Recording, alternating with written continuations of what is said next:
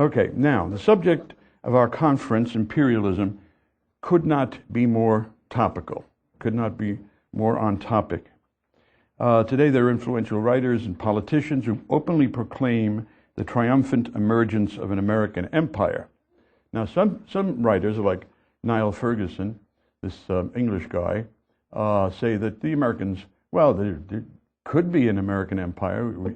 We're having an American empire, but Americans don't have the stamina to keep up an empire, sadly.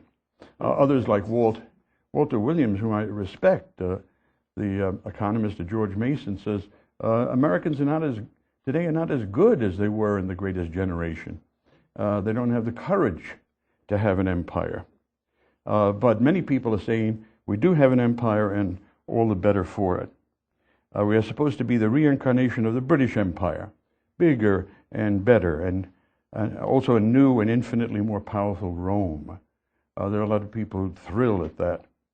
We will rule the world through our ever-growing stockpile of nuclear weapons, against whom, by the way?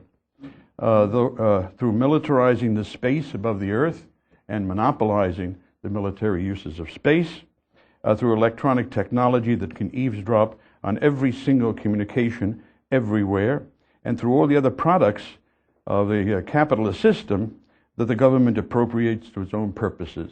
And when you hear about so-called defense expenditures or war or threatening war or attacking, keep in mind what's going on and what always goes on. And that is that the magnificent American wealth machine produces the means that then the government takes, siphons off for its own aggressive purposes. The great classical liberals opposed war and what led to war, military buildups and imperialism. The more consistent and so-called doctrinaire of these libertarians were the more doctrinaire they were, the dogmatic and so on, the more bitterly they opposed war. Frederick Bastiat, the great Bastiat, for instance, the great Herbert Spencer, Richard Cobden and John Bright, the leaders of the Manchester School who brought free trade to England. They were against war for some obvious reasons and for some not so obvious reasons. War means ruined lives, devastation, and death. That's why governments are anxious to keep the pictures of war from their people. Our own government doesn't even permit showing photographs of all the flag-draped coffins that arrive at Dover Airfield Base every day, or rather every night, secretly arriving and then dispersed throughout the country. Also, war works against everything that's built up by the system of voluntary interaction based on the principle of private property. It is the opposite of civilization. As Ludwig von Mises said in his book Liberalism, the Greek philosopher Heraclitus was wrong. It's peace, not war, that is the father of all things. More subtly, the libertarians of the past and of today set themselves against war because it always enhances the power of the state. Maybe you've heard the phrase, war is the health of the state. Murray Rothbard introduced it into libertarian thinking. It stems from Randolph Bourne, an anti-war radical from the time of the First World War. Murray stressed this idea because that is what history has demonstrated.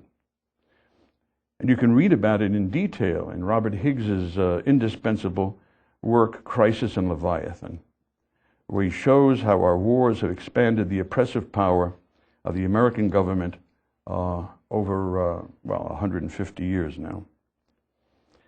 The founders of the American Republic looked on the great monarchies of Europe as military machines, which indeed they were. They were engaged in constant warfare with each other to build up their empires around the world, meanwhile oppressing their own people and grinding taxes, ever higher taxes, out of their subjects. George Washington, in his farewell address, stated that, quote, "The great rule of conduct for us in regard to foreign nations is, in extending our commercial relations, to have with them as little political connection as possible." Richard Cobden, who was the great activist and theorist of classical liberal anti-war and anti-imperialist ideas in the mid-19th century, put that quotation from Washington on the title page of his first published work.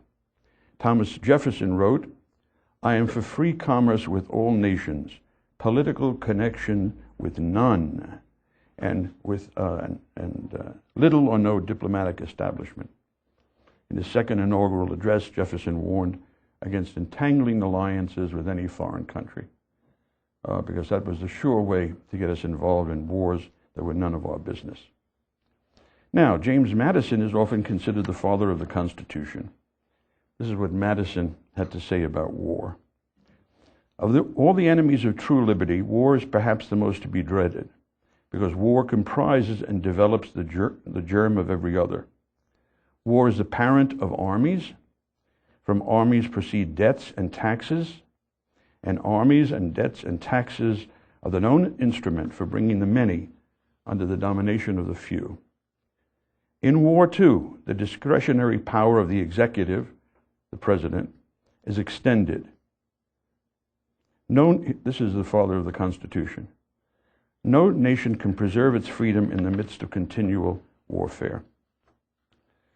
Elsewhere, Madison wrote, "It may be a universal truth that the loss of liberty at home is to be charged to provisions against dangers, real or imagined, from abroad." Well, in recent years, do we have to actually illustrate the loss of liberty at home? It's all over the place. And these politicians are so short-sighted. All they care about is the next election. There's one, of course, magnificent and heroic exception, a friend of the Mises Institute, congressman from Texas. But aside from him, I think it's literally the case. All they think about is their own re-election. What's going to happen 10 or 20 years from now with different people in charge doesn't matter to them. Supposing that someday the Republicans lose control of the presidency, I mean, is that conceivable when the dollar collapses and we go into a tailspin? Well, then there might be a few spectacular killings, and then they'll start arresting, throwing into some gulag somewhere, pro-life activists, could be considered having links to terrorism, as they would say, pro-gun activists, right? Militiamen, or anybody else who connected with a hate group. But why should the people who temporarily have control of the police power care about that? That only holds for the future. So this view of the dangers of war and the dangers of extending the power of the presidency was shared by other founding fathers. It is no accident that the power to declare war was vested in Congress. That's what Article 1, Section 8 of the Constitution says. Congress shall have power to declare war. The president was commander-in-chief only in the sense that once Congress declared war, he would be responsible for deploying the armies. This principle was so firmly established and so well understood that even power-hungry presidents like Woodrow Wilson and Franklin Roosevelt felt compelled to go to Congress for a declaration of war. This was after they had maneuvered the country into war, but that's a different question. I can't go into that. I'm probably the last of the real Roosevelt haters, and it would take too much time. But now we have so-called conservatives, self-styled believers in the strict construction of the Constitution, who say that the president may, just on his own, attack, bomb, and invade any country he feels like. Some conservatives, some strict believers in strict construction of the Constitution. This policy of neutrality and non-intervention was the golden rule of American foreign policy until the end of the 19th century. And under this policy, under this minding our own business, this America became an economic powerhouse, the economic powerhouse. Stupor mundi, the wonder of the world. We didn't send armies or bombers or foreign aid to other countries. Rather, the American attitude was that the United States should set an example and be a beacon to the world, showing what a free people can achieve. That, by the way, was the meaning and the point of that statue in New York Harbor, which the French people sent us as a birthday present 100 years after the Declaration of Independence. The statue has nothing to do with immigration. That was Emma Lazarus' poem that was tacked on afterwards. The name of the statue is Liberty Enlightening the World. That's why she's carrying the torch. So it was not the policy of invite the world, invade the world. It was simply acting as an example to the world. There were wars, of course, in the 19th century.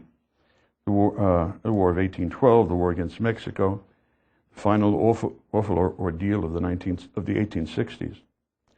But there were always opponents of those wars. In the War of 1812, New England was on the point of seceding from the Union. In the Mexican War, a congressman from Illinois named Abraham Lincoln denounced President Polk and his war. But a few years later, the same Abraham Lincoln was responsible for the greatest bloodletting in American history. 620,000 dead.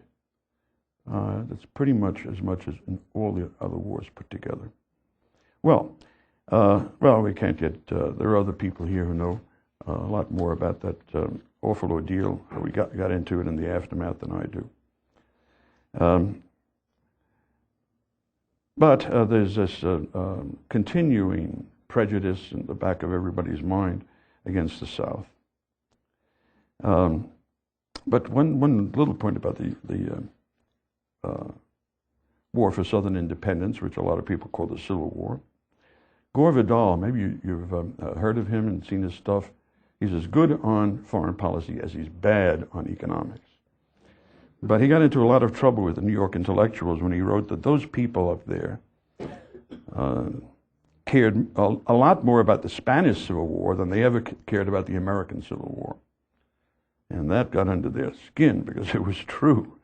It hit a bullseye, it hit a nerve, and of course, Gore Vidal was labeled an anti-Semite.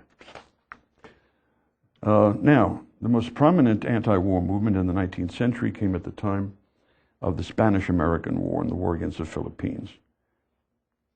Our first war in Asia. We are now up to our 6th and 7th Asian wars.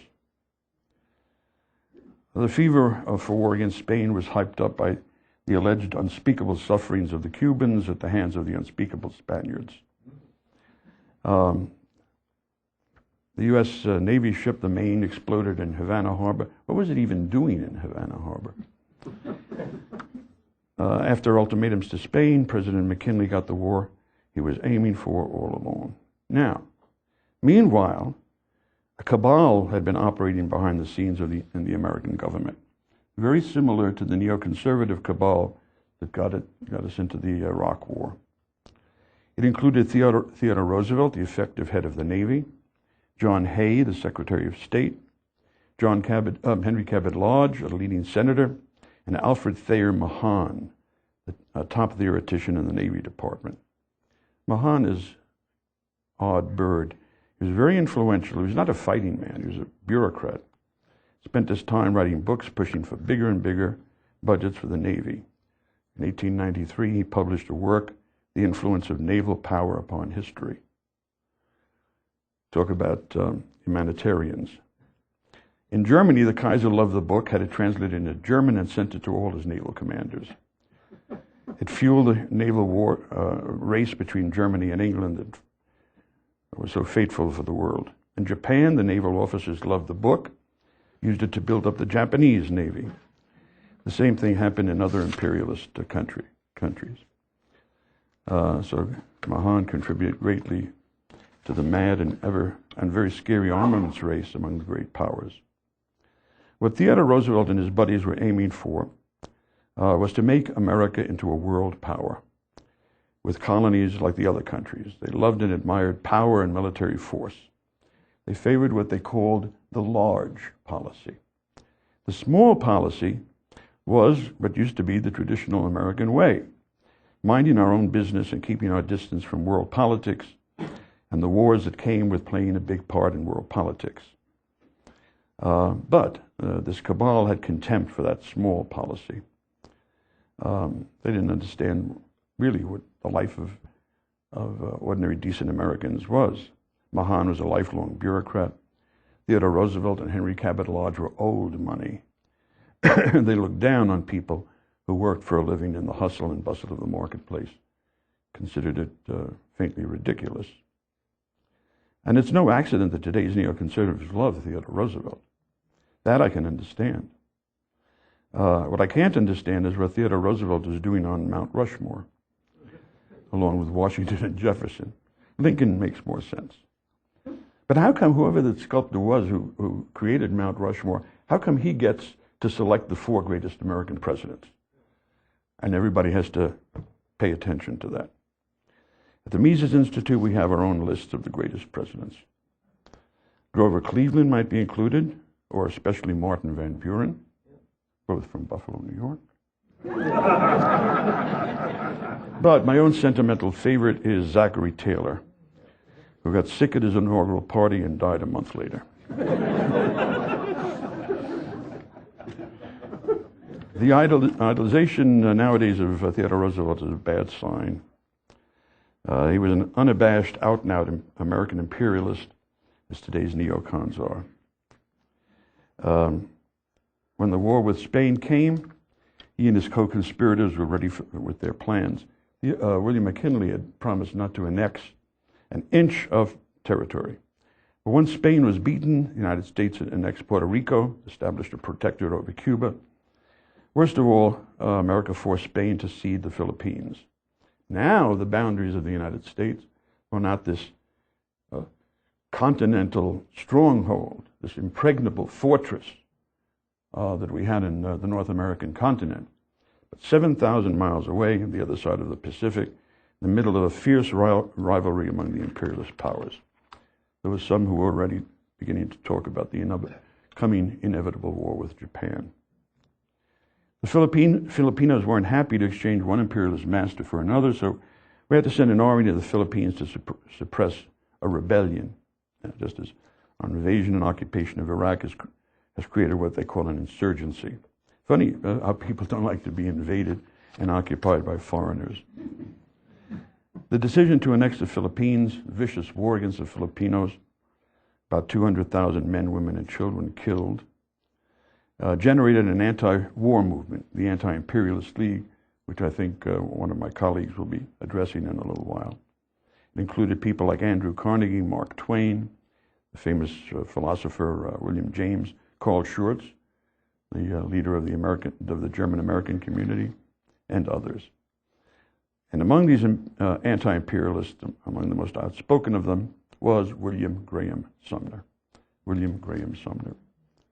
Very interesting man. He was the most famous social scientist of his time, the end of the 19th century, first professor of sociology in the country at Yale, and a hardcore libertarian. That's when professors of sociology could be libertarians. He advocated the gold standard, always argued against every scheme for inflation, opposed coercive labor unions, defended the rights of non-union workers. Those are the unions and historians, of course, called scabs. He opposed what he called plutocrats. But by plutocrats, he meant men of wealth who used the government instead of the market to gain and increase their wealth. As part of this opposition, he fought against the protective tariffs to the point where the Republican trustees of Yale tried to get him fired. He also tried to influence public opinion. One of his best-known essays is called The Forgotten Man. Who is the Forgotten Man?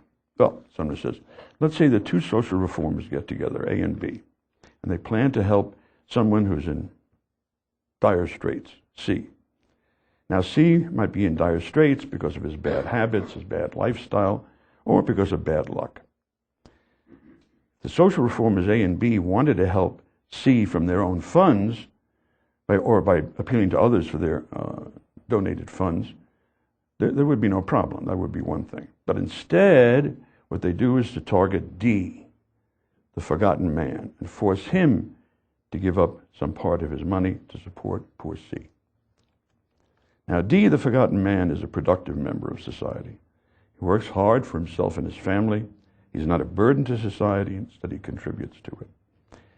He's a quiet man, doesn't like to make a fuss, doesn't ask for special favors from others, especially from the taxpayers.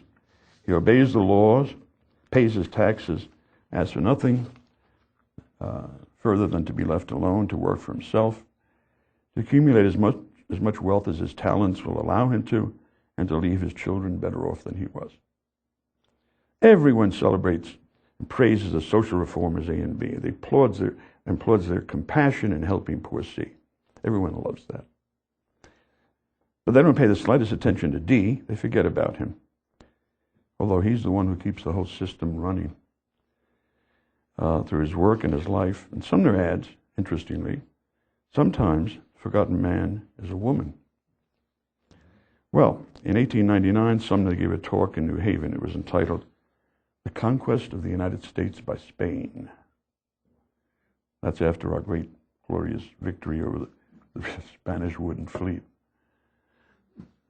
That had, of course, been placed under the protection of the Virgin Mary, so the Spaniards thought they were invincible. But Spencer said, "The conquest of the United States by Spain." What could he mean by that? We'd kicked the hell out of Spain. The American people were deliriously happy, north and south. Sumner defined the issue. We have beaten Spain in a military conflict, but we are submitting to be conquered by her on the field of ideas and policies. Nations, as well as individuals, have a character, they have a signature. America originated in a revolt against imperialism. It's called the American Revolution. Our country was dedicated to the inalienable rights to life, liberty, and the pursuit of happiness, which of course was understood to include the right to private property. The Constitution of the United States was composed to establish a government of strictly limited powers, decentralized and multiply divided, to ensure the maximum of freedom. That was the vision of the Founding Fathers. There would be no armies except a militia, which would have no functions but those of the police. The Americans would have no regal court, no pomp. There was no grand diplomacy because the Americans intended to mind their own business and not be involved in any of the intrigues to which the European statesmen were accustomed. Our fathers, this is Sumner, our fathers would have an economical government, even if grand people called it a cheap and parsimonious one. And taxes would be no greater than absolutely necessary to pay for such a small government. The citizen was to keep all the rest of his earnings, use them as he thought best for the happiness of himself and his family. But Spain, that was America. But Spain, Sumner says, chose a different road. A Spanish blessing goes, "May God deny you peace, but give you glory." Well, they chose glory and empire. And the Spanish Empire was glorious. It was the first empire of which it was said that the sun never set on it, from one end of the world to the other. And with glory and empire and world power came the necessary concomitants. I mean, there's an inevitability about these things. Endless war and expenditures for war, putting down insurgencies, like the revolt of the Dutch people, for instance. Debt and inflation, confiscatory taxation, national bankruptcy, and in time, decline and fall. And Sumner says that is the point where Spain is now. And the United States has entered onto that path. Sumner even mentions a semantic trick that the American imperialists were trying to play. They called anyone who wanted to stick to the traditional American policy isolationists. You've heard the term? The term is now over a century old. It's argument by terminology. It's probably the best example of that, even better than calling the U.S. government's military arm the Defense Department.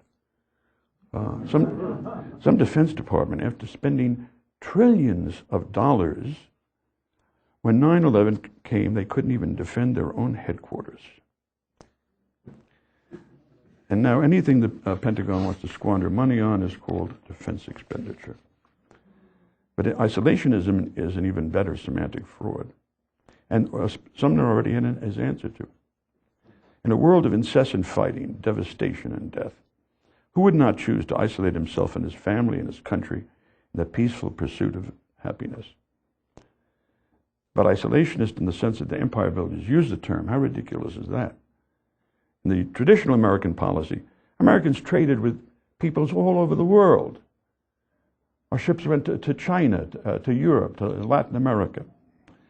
And we traded with anybody who was anxious to trade with us, and most of them were. We could invest money anywhere in the world where people welcomed American capital, and most of them did. Sumner was a great social scientist, so naturally held that the laws of nature and human nature are just as valid for Americans as for anyone else. And if we go along a certain path, we have to take the consequences the way other people did.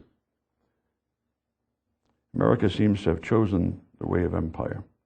But, Sumner concluded, yet this scheme of a republic that which our fathers formed was a glorious dream, which demands more than a word of respect and affection before it passes away. And that's what I believe. Finally, quoted a lot of great libertarians. I'm going to quote somebody who was definitely not a libertarian. Hermann Goering. Hermann Goering was one of the top Nazi leaders among those put on trial at Nuremberg. He was a very evil man, but he was a shrewd man when it came to politics.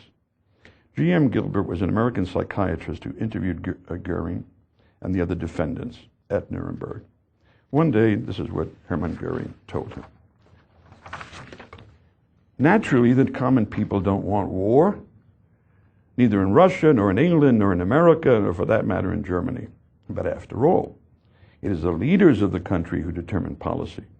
And it is always a simple matter to drag the people along, whether it is a democracy, a fascist dictatorship, or a parliament, or a communist dictatorship. Now, Dr. Gilbert, the good American sheeple, retorted that in a democracy, people have a voice. They decide. In the United States, he added, only Congress can declare war. That was America 1946. But Goering had the last word. Oh, that is all well and good, but voice or no voice, the people can always be brought to do the bidding of the leaders. All you have to do is to tell them that they are being attacked and denounce the pacifists for lack of patriotism and for exposing the country to danger. It always works the same way.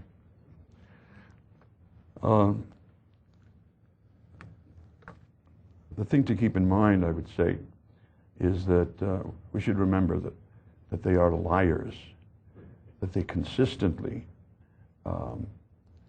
lie.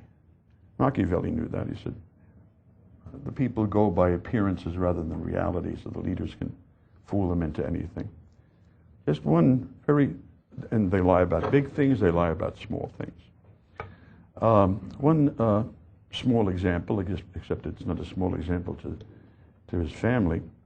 Everybody remembers Jessica Lynch and the fabrication, the total lies on the front page of the Washington Post of this heroic woman, had to be, of course, a woman, who fought to the last cartridge, and then she took out her Bowie knife or whatever, and had been brutally raped. Turned out to be, when she finally regained consciousness, total nonsense. It never happened. The other poster child of their wars was Pat Tillman, okay, famous young football star. And he had been drafted by some team. He was set to make a fortune. Instead, he volunteered to fight against the Taliban in Afghanistan as an Army Ranger.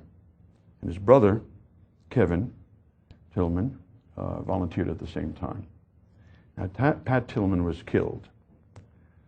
The Pentagon story, first, as soon as they got the news, they burned his gear, they burned his diary, that is, the Pentagon did. And they told his family and they told the public he'd been killed, again, fighting against the Taliban to the last cartridge, then using the butt of his, whatever. But a real hero, a real American hero. Let's roll, okay? And it was only weeks afterwards that the Pentagon, which knew about it from the very start, told the parents what actually had happened. He'd been killed by so-called friendly fire. Had been killed by his own men, by some stupid mistake, the kind that always happens in war. Now, a few days ago, and his father denounced the Pentagon for lying to the family and having him buried under false pretenses. And now you can imagine how the mother and father feel about something like that. And now his brother, Kevin, who's left the Army Rangers, has denounced not only what they did to his brother Pat, his older brother Pat, but the whole war in Afghanistan, the whole war in Iraq, saying that all of it was based on a tissue, immense complex tissue of lies. So that's what I would leave with you. When you hear the imperialists and their apologists talk, and the media are total accomplices, they just report. They're the stenographers rather than reporters. Just report that the government releases to them. When you hear all that, then just keep in mind they're all liars. Thank you.